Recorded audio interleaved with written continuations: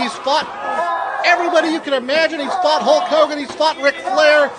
He's fought Jake the Snake Roberts, just about, and Bret Hart, Shawn Michaels.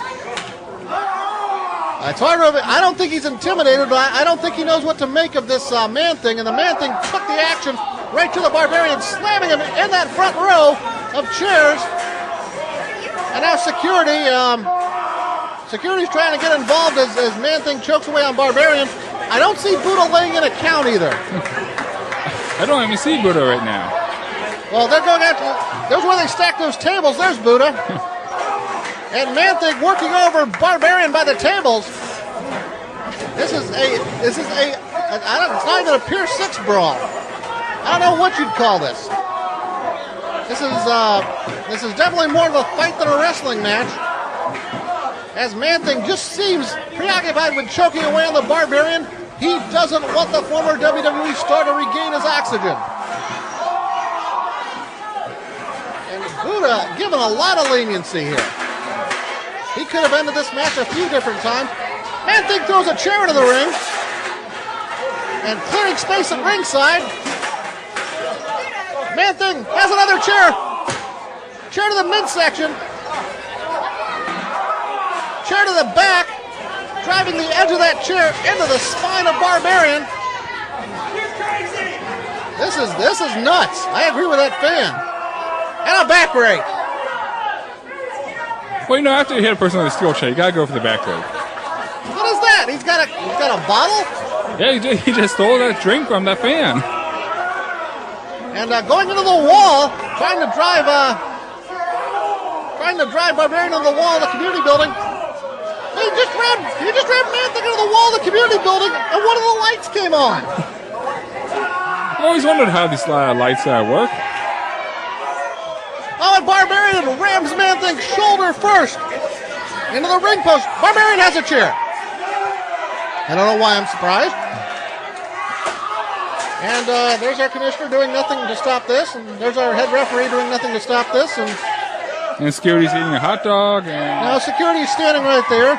Security, I think, concentrating and quite wisely on keeping these two away from the fans. Of course, forget the fact they've already brawled all the way through the 3 rows into the wall. And Barbarian using the edge of the chair to choke Man-Thing. And Barbarian gets back into the ring, breaks the 150 count. That really wasn't quite necessary, I think, but at least he's trying to obey the rules. Well, they're heading up towards the stage. Let's see how fast Spike Callahan can run. Let's see how fast our sound guys can run. They're brawling back towards where the extra chairs and tables are. Barbarian has the timekeeper's table. Well, I think the timekeeper got the heck out of here, too. And Man-Thing is staggered. I think Barbarian has the advantage. No, Man-Thing rooting through more chairs. People running, scrambling out of the way of these two. They've got to be 280-pound men. This is something. This is something you might not see elsewhere on the internet.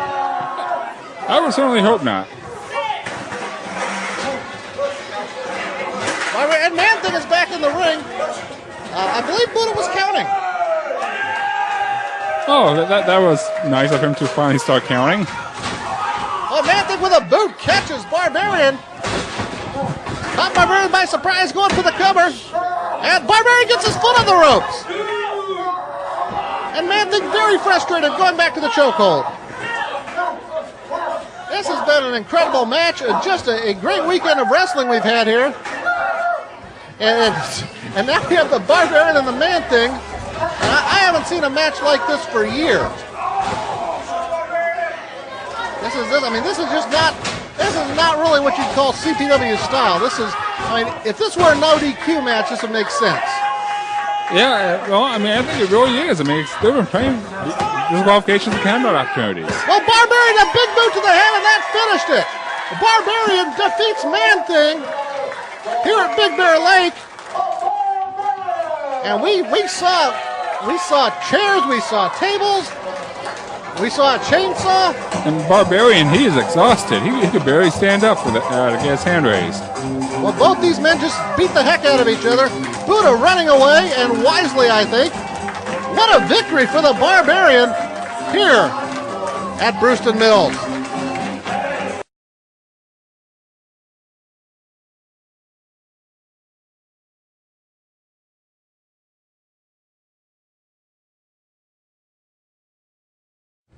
I gotta tell you folks, it's good to be back in Kaiser, West Virginia. I've been sitting on the beaches in Key West, Florida, having all the beautiful girls around me.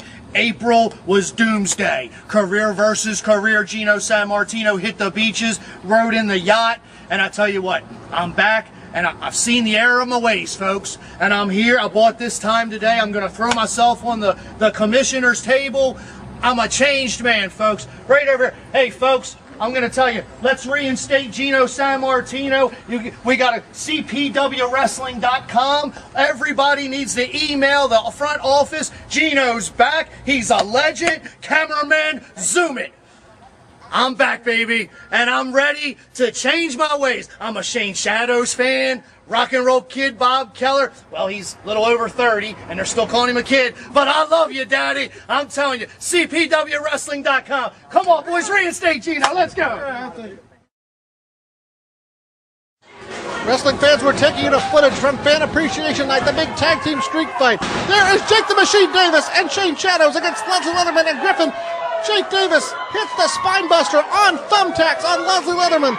We're obviously not going to be able to show you all the footage from this match, Alex, but this was one of the wildest matches in CPW history. It was. I mean, it was just total chaos, total pandemonium, and total carnage, destruction, you name it. And now we're going to show you, fans, if you have small children, you may not want them to see what happens here. Leslie Leatherman with the pile driver on Shane Shadows, who has a history of neck and shoulder problems, in the center of the ring, as Jake the Machine Davis and Griffin brawl on the outside. Buddha makes the count. Shane Shadows gets his shoulder up. The crowd, obviously, things are just chaotic. Marcus King Kong Dowling, you saw him right there. He slid a steel chair into Leatherman. There were no rules. That is not illegal. But what happened next? Just brutal. A second pile driver, this time on the steel chair. Yeah, and Shane, I don't think he ever really moved on his own after that. Leatherman goes for the cover, a 3 count, and that ends the match. Shane Shadows was injured during this match. While he does not have anything broken, doctors have recommended that Shane Shadows steer clear of professional wrestling due to years of damage on the neck and shoulder, and especially having the vertebrae compressed by Leslie Leatherman with that second pile driver. Now, all that's fine. That's professional wrestling. What happens right now is, in my opinion, unforgivable. I personally don't think so. But basically, sometimes you just got to take things beyond the match. Well, the match is over. Shane Shadows is obviously injured. Leatherman, a third pile driver on the obviously injured neck of Shane Shadows. And Shane Shadows from there, unable to move. Leatherman and Griffin score the victory. Jake the Machine Davis comes in to keep them from doing more damage to Shane Shadows, clobbering both men with the Singapore cane. Yeah, but, it's just a little bit too late. If Jake had been there for his partner ahead of time, Shane would not be in the condition he is in now. Well, Jake obviously fighting outside the ring with Griffin. And it took a lot of effort to restrain Griffin. But here's where the Kaiser Volunteer Fire Department and the EMTs stepped in. We've seen Shane battle back from injuries before. This might be it. Shane Shadows will not be cleared to wrestle. He will not be wrestling October 20th as originally scheduled in Romney. He has been replaced on the show by his old friend and tag team partner, the Mega Rocker Bob Keller. And it's going to be a 4-way match for the title. Jake Davis versus Leslie Leatherman versus Griffin versus Bob Keller. I feel kind of sorry for Bob being stuck in that situation. I mean, on the plus side, hey, we'll get rid of him too. Well, this is our. You can hear our ring announcer Mark Osborne trying to clear out the building so that the EMTs can tend to Shane Shadows. I mean, this is a bad situation here as our ring crew gets the gurney out, and Shane landed in an awkward position, as you can see. It's going to require the help of everybody to move him. But I would not expect to see Shane Shadows back in CPW for several months, and the doctors are saying maybe never. Yeah, you know, Shane, you know, he was extremely lucky that, you know, this happened at the Kaiser Fire Hall, where we have several off-duty EMTs and firefighters here, you know, watching the show. No, I agree with you, Alex. That is tremendously fortunate. In a few moments, we are going to have comments after the show from Leslie Leatherman and Griffin. You know, Griffin obviously is Griffin. Marcus Dowling spoke for him. Leatherman showed no remorse, as you're going to be able to see here. Shane Shadows' future in Championship Pro Wrestling very much in jeopardy. Shane Shadows, as we discussed earlier, out of action. He will not be wrestling in the main event October 20th in Romney. He has been replaced, and this was just a bad scene. A lot of the fans refused to leave the building. They wanted to see Shane Shadows as sort of a show of support. Yeah, you know, he never really gave them any sign. You know, he didn't do the thumbs up or anything like that. I mean, he was pretty much out the rest of the night, from what I understand. Yeah, he received medical attention. He was under watch all of the evening after the show. You know, Leslie Leatherman was a champion in CPW for a year. We have seen what he is capable of, and Shane Shadows bore the brunt of it. Championship Pro Wrestling, Marcus King Kong Dowling, and tonight Griffin, for the first time under my tutelage, tasted his own blood. He also used this weapon, and now he is prepared. He has seen the sign and felt the fire and felt everything he needs to be the champion. October 20th, a cold black cloud is coming down over CPW. See, he's Griffin, and I'm Marcus King Kong Dowling.